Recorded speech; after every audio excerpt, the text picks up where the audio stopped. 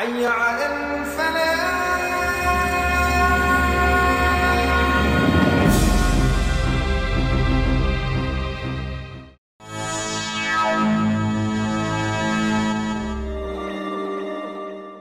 Assalamualaikum warahmatullahi wabarakatuh. Waalaikumsalam warahmatullahi wabarakatuh. Berjumpa kembali dengan kami di Front Talk, acara dari Front TV. Kali ini kita bersama guru kita, pimpinan dari DPD FPI Banten, yaitu Kiai Haji Buya Qurtubi. Assalamualaikum Kiai. Waalaikumsalam warahmatullahi wabarakatuh. Pada hari ini kita membahas mengenai perkembangan FPI di daerah Provinsi Banten. Semoga informasi yang beliau sampaikan dapat memberikan pencerahan untuk kita semua.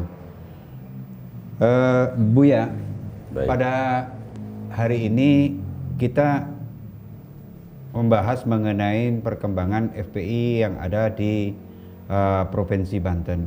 Tapi sebelum saya masuk ke segmen tersebut, saya ingin banyak tanya sedikit tentang asal muasalnya Buya ini masuk di FPI ini seperti apa?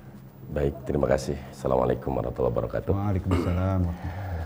Alhamdulillah wa syukru ala ni'amillah wa salatu wassalamu ala rasulullah wa ala alihi wa sahbihi man tabi'a amma ba'd.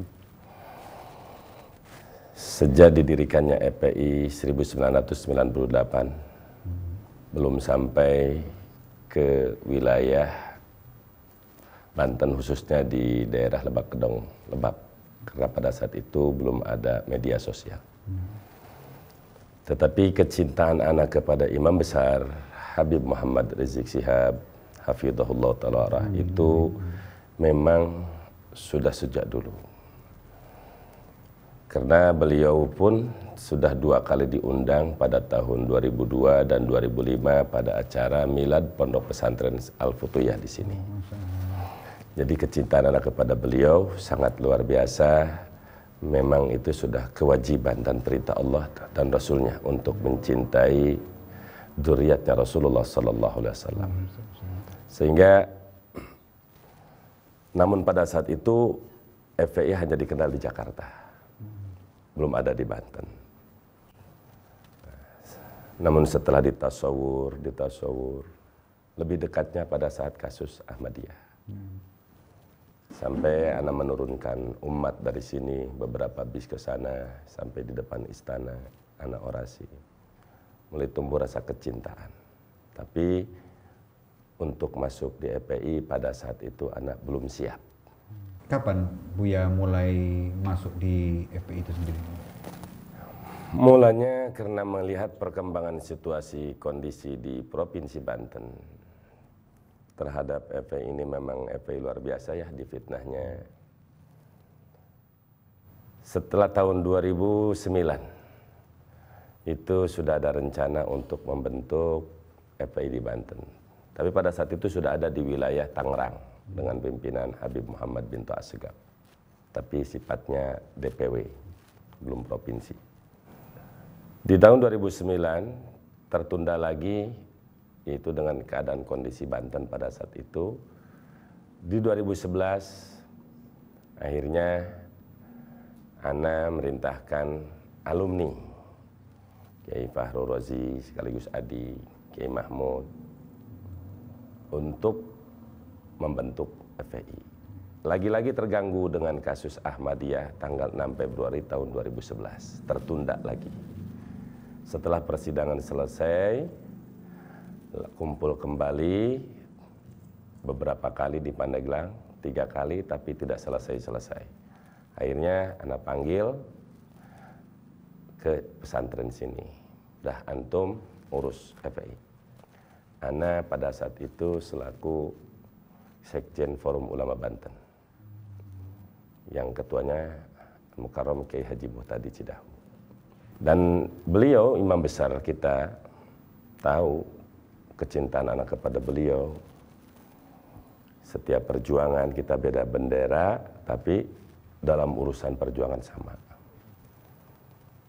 Akhirnya sepakat diadakanlah deklarasi FPI Provinsi Banten pada tanggal 26 Februari tahun 2013 dan mengundang imam besar. Pada saat itu anak tidak masuk di FPI. Tidak masuk. Yang masuk di FPI itu Kiai Fahru sebagai Ketua Dewan Syariat. Alumni-alumni anak yang ada di berbagai kabupaten masuk kalian ke FPI. Anak sebagai pendukung utama perjuangan Islam. Karena pada saat itu harus mengimbangi ada beberapa tokoh gitu, yang sama sekali menilainya buta terhadap FPI. Menjaga hubungan itu, ana hanya mendukung utama baik moral maupun material mereka. Terbentuklah dan deklarasi 26 Februari 2013. Dan pada saat itu imam besar masih ketua umum, sifatnya ketua umum. Dan dari DPP datang ke Pandeglang pada hari Selasa itu, namun pada malam hari Rabunya langsung fitnah dahsyat. Dan sudah tidak perlu dibahas lagi siapa yang memfitnah dahsyat, yang mengatakan dajjal, iblis, segala macam. Padahal ingat, anak itu tidak masuk di struktur. Cuma memang tokoh atau mesin utama untuk mendirikan anak terima. Full sebenarnya. Tapi untuk di struktur tidak. Akhirnya anak perintahkan adik anak Kiai Fahru Rozi, kamu harus betul-betul tanggung jawab untuk bagaimana men-FPI-kan Banten. Nah, karena kita tidak masuk, tapi kita malah dicaci. Pada saat itu nafsu ana luar biasa, sudah hampir tidak bisa dikendalikan dengan fitnah-fitnah itu. Akhirnya ana dan alumni Kiai Abdul Aziz, Kiai Ridwanullah, Kiai Fahru silaturahmi Kiai membesar. Dan diterima dengan baik, alhamdulillah. Dan ana sampaikan, ana sudah tidak kuat, tidak sabar, padahal ana bukan pengurus FPI, padahal ana bukan petinggi FPI, cuma memang ana sebagai pendukung. Karena sifat ana siapapun untuk memperjuangkan syariat Allah, menegakkan kebenaran, mendobrak kebatilan dan kezaliman, ana setuju. Namun tidak siap untuk jadi pengurus. Malah ana yang menjadi sasaran utama. Ana ingin dengar nasihat-nasihat beliau pada saat itu. Begitu mendengar nasihat beliau, ternyata pada saat itu ada kamera yang tidak tahu. Tidak Anda ketahui, yang sekarang viral video itu. Nasihat beliau, kita tidak boleh memusuhi ulama, musuhi pondok pesantren, apalagi sama-sama tahlilan, sama-sama marhabaan, sama-sama sunnah. Jadi begitu bijaknya, begitu luar biasanya lembutnya imam besar, sehingga yang nafsu ana tadi membara untuk membuat balasan itu fitnah, hapus bagaikan api disiram dengan air es. Ana di sini, ini ulama.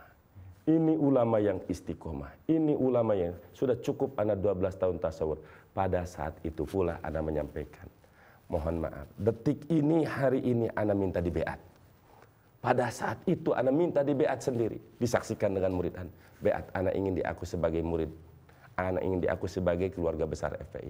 Beatlah di situ. Kenapa? Berkah nasihat luar biasa yang sekarang viral di media itu. Alhamdulillah. Mungkin kita lanjutkan berikutnya, kelihatannya semakin menarik. Baik, sahabat Muslim, untuk sementara kita ke closing dulu. Nanti kita akan lanjut kembali pada segmen yang berikutnya.